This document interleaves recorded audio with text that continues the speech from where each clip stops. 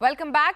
During this festive time, visiting India was another global CXO, FleishmanHillard's global CEO, John Saunders. John is a veteran in communications and public relations. I caught up with him and spoke to him about how the role of a PR agency has changed, some of the top things to consider while making a company's PR strategy in today's times, and the way forward for this industry.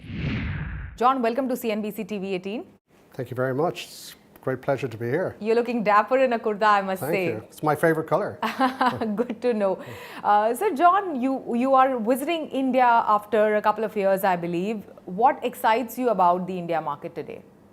Well, first of all, I always loved coming here for many reasons. But on a personal level, while I represent a firm that's headquartered in America, I am Irish, and I think there are very deep connections between Ireland and India, both in a contemporary and historical context. But most of all, when I come to India, what I find that I don't find in any other country is a sense of humor that's very akin to that of the Irish. And nowhere in the world do I go that I find that people celebrate irony in a way that you do here in India, as we do in Ireland. Most other countries don't get irony, but you do to a spectacular degree, and I very much identify with that. But from a business point of view, it's imperative to be here in India. I mean, India politically is one of the most important countries in the world today, but economically increasingly so. So much has changed, John, over the past couple of years. How has the role of a PR agency changed, especially, post the pandemic as compared to what it was prior? First one is that the imperative to communicate with one's staff, with one's employees, has changed and probably changed forever. In that, quite literally, everyone's staff was a captive audience because they turned up in the workplace every day. And so throughout the pandemic, there's been a great call on firms like ours to help our clients as they figured out how do you communicate with a workforce that often maybe 100,000 people, 200,000 people, or even more when they are all working remotely. So that presents very different challenges. And now here we are today where it looks like for the foreseeable future, who knows what's going to happen in 5 years' time, but it's going to be a hybrid workforce and a workforce that has increasing power. In other words, the power today resides very much with employees rather than the employer. That's internal. What about external? Externally, I think the CEOs were very keen to remain neutral on all of the issues of the day, whereas both employees and customers are increasingly expecting CEOs to take a stand or have a view on the issues of the day, whether they're to do with politics or do with the environment or a whole range of other subjects, including mental health, for example. And that is uncomfortable for a lot of CEOs whose primary focus has been the bottom line, but they now need to be able to communicate on a range of other issues. Great. You have been, ever since you stepped stepped into the business, you have been with Fleischman for a very long time now. I believe you were 26 or 27 when you joined the agency. What has changed and what has evolved in this business over the past so many years, and what have been the key milestones of your journey? Well, when I came into this business from journalism,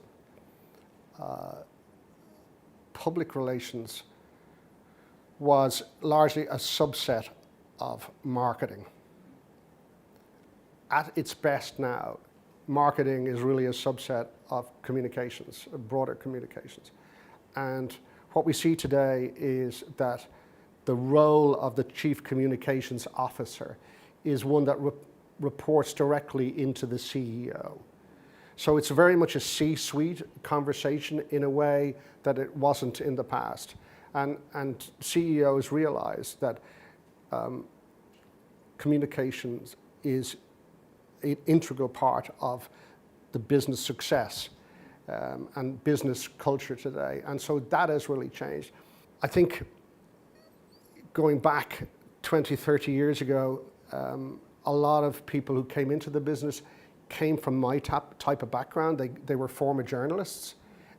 Increasingly, we're seeing specialists coming in from all kinds of other areas of business life, and research and data is now a key component of what we do. So, I mean, today, FleishmanHillard employs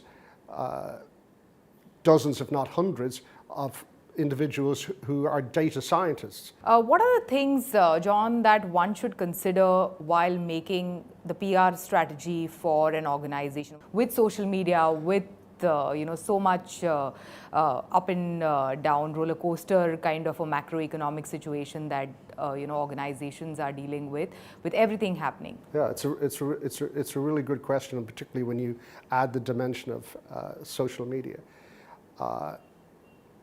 To me, if there's one word that's pivotal to this conversation, that is the word earned. Ultimately, we all, whether as individuals or as corporations, you have to earn your reputation. And I believe at the center of everything we do, every campaign, it's about how is this building the reputation of the brand, building the reputation of the company.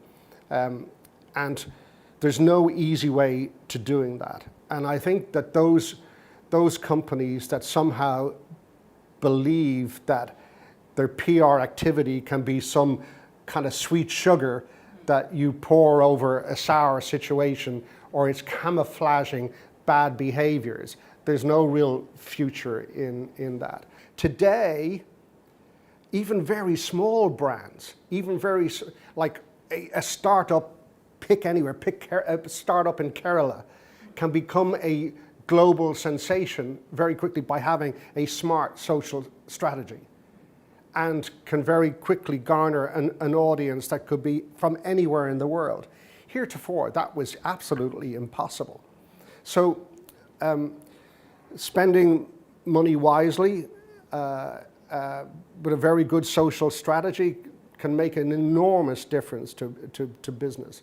And so I see that the role of influencers within our business, for example, specifically in areas like healthcare, can make and will make a very big difference in the years to come.